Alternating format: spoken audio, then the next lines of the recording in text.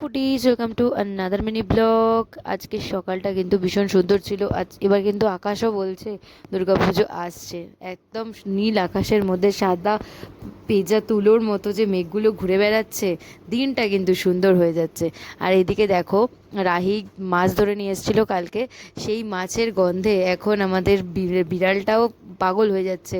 ওকে এক্ষুনি দিতে হবে যেভাবেই হোক মাছ, কিন্তু ওকে দাঁড়ানোরই চেষ্টা করছি, কারণ রান্না হবে তারপর দেওয়া হবে, তার আগে তো আর দেওয়া যাবে না। তো আপাতত এইসব দিক মিটিয়ে আমি চললাম অফিসের দিকে। তোমরা তো জানোই আমি অফিস যাচ্ছি। এই এখন তো অফিস প্রচণ্ড বিজি শিডিউল চলছে অফিসে। তো সব কিছু এখন মিলিয়ে আমি যাই হোক করে তোমাদের ব্লগগুলো শেয়ার করার চেষ্টা করছি।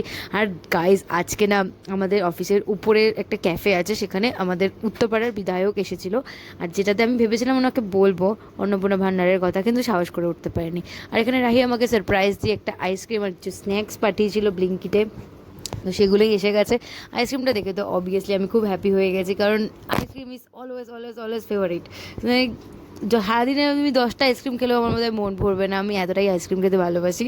সবাই আশা করি ভীষণ ভালোবাসো তোমরাও। আর কিছু কিছু স্পেশাল মোমেন্টে আইসক্রিম খেতে ভালোই লাগে। আর ও আইসক্রিমটা পাঠিয়েছে, তো এটা তো রেখে দেওয়া যাবে না, কারণ অফিসে ফ্রিজ নেই। এমনি টুকটাক আমরা রান্না করে খাই, বাট ফ্রিজটা তো নেই, তো রেখে দিতে পারবো না পরের দিন খাওয়ার জন্য। আর আইসক্রিম দেখে কেই বা রাখবে, অবশ্যই যত তাড়াতাড়ি সম্ভব তত তাড়াতাড়ি খেয়ে নিতে হবে। তার সাথে সাথে আমি কাজও করছিলাম, মনটা ভালো হয়ে গেল, মুডটা ঠিক হয়ে গেল, কাজের মাঝখানে যদি একটা আইসক্রিম আসে।